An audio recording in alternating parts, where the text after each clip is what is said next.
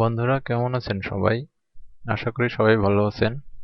আজ আমি আপনাদের জন্য HTML5 এর বেসিক টিউটোরিয়াল দেখাবো। তো এটাতে প্রথম টিউটোরিয়ালে আমি সবাইকে স্বাগতম জানাচ্ছি। তবে এই টিউটোরিয়ালে আমি আজকে আপনাদেরকে শুধু মার্কআপটা দেখাবো যে বেসিক HTML এর মার্কআপটা কি ধরনের হয়। তো চলুন শুরু করা যাক। তো এর জন্য আমরা যেটা করব, আমরা ড্রিমওয়েভার ইউজ করতে পারি এক্ষেত্রে। অনেকে অবশ্য অনেক কিছু ইউজ করেন, যেমন আম, কেউ পছন্দ করেন নোটপ্যাডে, আবার কেউ নোটপ্যাড প্লাস প্লাস, তারপরে কেউ অ্যাপটানা স্টুডিও, কমোডো স্টুডিও, এরকম অনেক কিছু আছে এডিটর, যে যেটাতে স্বাচ্ছন্দ্য বোধ করেন। তো আমি আপনাদেরকে ড্রিমওয়েভার দিয়েই দেখাই। তো ড্রিমওয়েভারে বেসিক সেটিংসে কিন্তু আমাদের থাকে HTML, যে 4 আমরা যেটা ইউজ করি সেটা থাকে।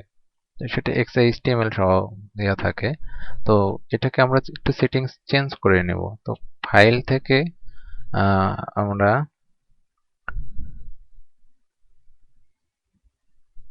ফাইল থেকে না, এডিট থেকে প্রিফারেন্সে যাব। সেখান থেকে আমরা নিউ ডকুমেন্টস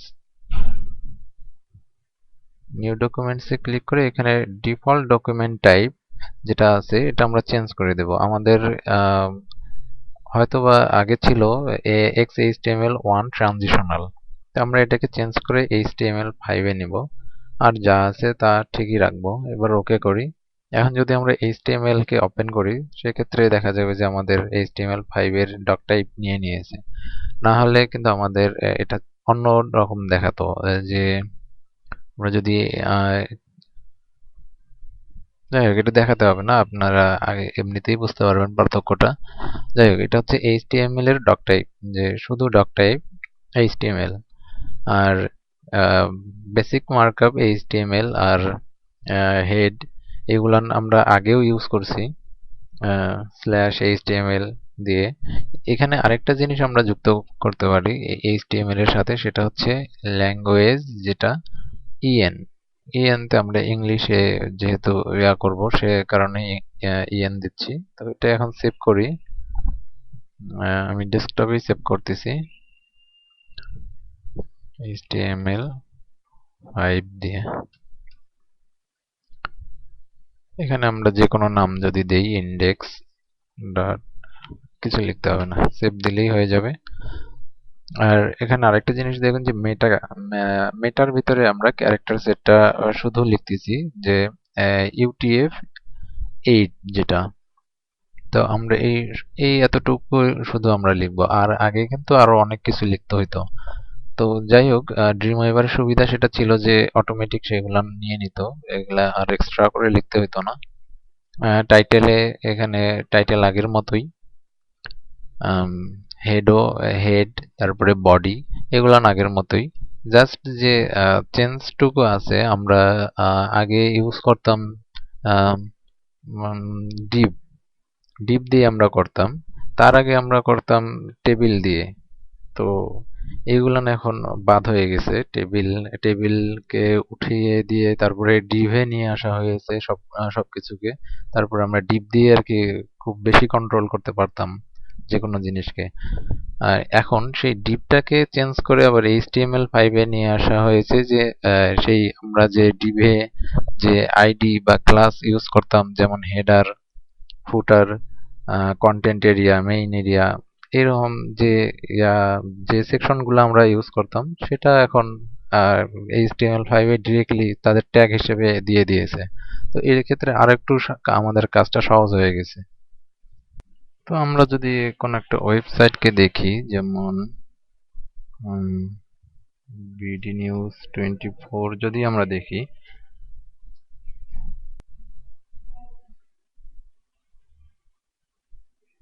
আচ্ছা, এই ওয়েবসাইটে যদি আমরা দেখি যে এখানে উপরে আমাদের নেভিগেশন বার, তারপরে লোগো আছে যেটাকে আমরা হেডারের মধ্যে ধরি, তারপরে ডান দিকে আছে সাইড বার, মাঝের গুলো কন্টেন্ট, এটা আমরা বেসিকটা সবাই জানি, নিচে ফুটার। তো এই জিনিসটাই যদি আমরা বেসিক মার্কআপে দেখি, তো আগে আমরা করতাম ডিপ দিয়ে। যদি দেখতে সমস্যা হয় সেক্ষেত্রে একটু আমরা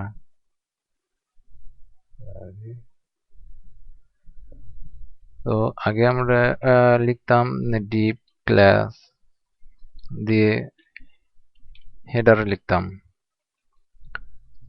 বাট এখন আমাদের সেই ডিপটা আর ইউজ করতে হচ্ছে না। এখন ডিরেক্টলি আমরা সেটাকে হেডার লিখতে পারি। হেডার যেমন আমার কিন্তু অটোমেটিক কিন্তু আমাদেরকে দেখাচ্ছে যে HTML এর 5 এর যে ট্যাগগুলো। তো এখানে আমরা h1 দিয়ে একটা ট্যাগ লিখতে পারি যে ওয়েলকাম টু আওয়ার ওয়েবসাইট, সেটা আমরা লিখতে পারি। এটা হেডারে গেল। তারপরে আমরা লিখি যে ন্যাভিগেশন বারের জন্য যেটা আমরা লিখি ক্লাস বা আইডি যেটা দিয়েই ধরি, আমরা ডিপ দিয়ে ধরতাম ন্যাব, কিন্তু HTML5 এ ডিরেক্টলি সেটা আমরা ন্যাব লিখতে পারি।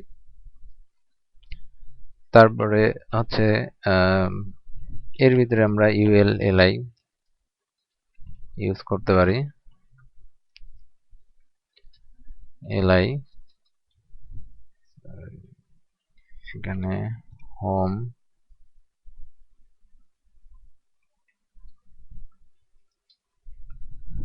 এরকম কয়েকটা নিয়ে নিলাম।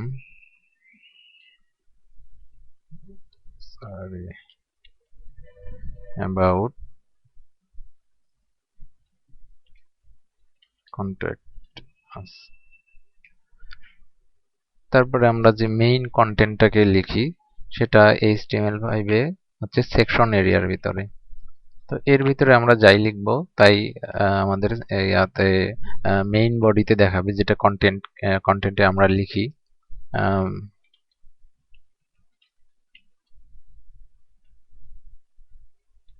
paragraph for main content section, এটা মেইন পার্ট গেল। এবার হচ্ছে ফুটার, সেটাকেও আমরা HTML5 এ সেটাকেও ডিরেক্টলি দিয়ে দিয়েছে। আগে আমাদেরকে আইডি দিয়ে দিতে হইতো। তো এখানে আমরা যা লিখবো সেটা ফুটারে শো করবে। সেকশনের ভিতরে আরেকটা পার্ট হলো যে আর্টিকেল। আর্টিকেলে মূলত আমরা যে জিনিসটা লিখি, যে আমরা কন্টেন্টটাকে লিখতেছি, সেটা মূলত আর্টিকেলের ভিতরেই থাকে। এই আর্টিকেলের ভিতরেই আমরা হলো এই প্যারাগ্রাফ ট্যাগ বা এরকম যা কিছু আমরা লিখবো এই আর্টিকেল সেকশনের ভিতরে লিখবো। সেকশন দিয়ে আর কি মূলত মেইন কন্টেন্টটাকে বোঝানো হচ্ছে। আর আর্টিকেল মেইন কন্টেন্টের ভিতরে যে আমরা টেক্সটগুলো লিখতেছি, যে কন্টেন্টগুলো রাখতেছি সেইগুলো। এই হলো আমাদের বেসিক মার্কআপ। আর আরেকটা জিনিস এখানে লক্ষণীয় যে এইচ গ্রুপ আমরা একটা ব্যবহার করি HTML5 এ, সেটা এইচ গ্রুপটা কখন দিব আমরা সেটা একটু কনফিউশনে আমরা থাকি যে সবাই, যে কখন আমরা এইচ গ্রুপ দিব। তো এটার হচ্ছে আমি যেটা সহজে বুঝি সেটা হলো যে একের অধিক যখন আমরা আর্টিকেলের ভিতরে এইচ ট্যাগ নিব, মানে হচ্ছে H1 এ আমি লিখলাম যে ওয়েলকাম টেক্সট লিখি, welcome text.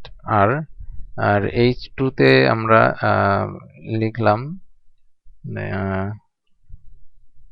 Subtext for welcome. Sorry, subtext বা স্ল্যাগ যেটাকেই বলি আমরা, যে ওয়েলকাম টেক্সটের নিচে ছোট করে দেখাবে, যে ওইটার একটা মানে মানে H1 এর আর কি একটা সাবটেক্সট আমরা বুঝাচ্ছি। তো এখন এই যে আমরা দুইটা নিলাম এই ট্যাগকে, এরকম দুইটা তিনটা যখন আমরা একের বেশি নিয়ে নিব, তখনই আমরা সেটাকে একটা গ্রুপের ভিতরে রাখবো, এইচ গ্রুপ। তাহলে ব্রাউজার আমাদের বুঝবে যে না, এটা একটা গ্রুপের ভিতরে আছে। তো তখন সে কি করবে যে এই গ্রুপটাকে সে আলাদা আলাদা করে দেখাবে না, তখন একটার ভিতরেই দেখাবে। এই H1 আর H2 কে আলাদাভাবে সে নেবে না। মানে তখন সে এই বুঝে নেবে যে হ্যাঁ এই H1 আর H2 এই H গ্রুপের ভিতরে আছে, তখন সেটাকে সেভাবে সে প্রদর্শন করবে। এটা যদি এখন আমরা ব্রাউজারে দেখি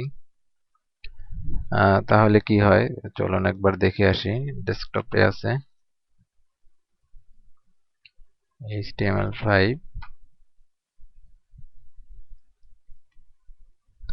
আমাদের কিন্তু সবকিছু চলে আসছে। এইখানে এই যে মেইন কন্টেন্ট, এটা হচ্ছে H1 আর এটা হচ্ছে H2 সাব টেক্সট হিসেবে। আরেকটা জিনিস লক্ষণীয় যে এখানে ইয়া থাকে, সাইড বার থাকে একটা যে কোনো ওয়েবসাইটে। তো সেই সাইড বারটা HTML5 এ আমরা লিখি অ্যাসাইড। অ্যাসাইড দিয়ে আমরা HTML5 এ সাইড বারকে লিখি। এখানে একটা h2 ট্যাগ দিই।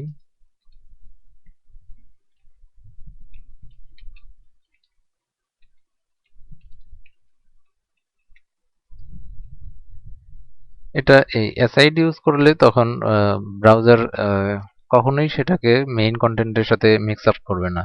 সে এটাকে আলাদাভাবেই রেখে দিবে এবং ধরেই নেবে যে এটা একটা সাইড বার।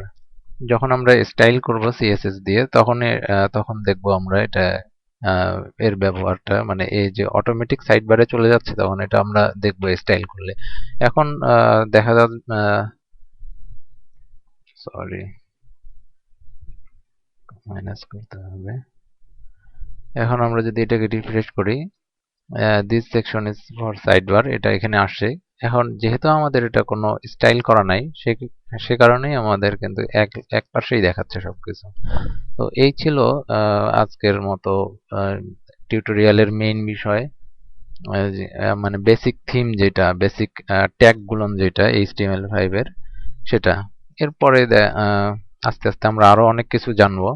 তো সাথে থাকুন, শিখতে থাকুন, দেখতে থাকুন, আর সাবস্ক্রাইব করুন। আহ, ধন্যবাদ সবাইকে। পরবর্তী টিউটোরিয়াল দেখার জন্য আমন্ত্রণ রইল।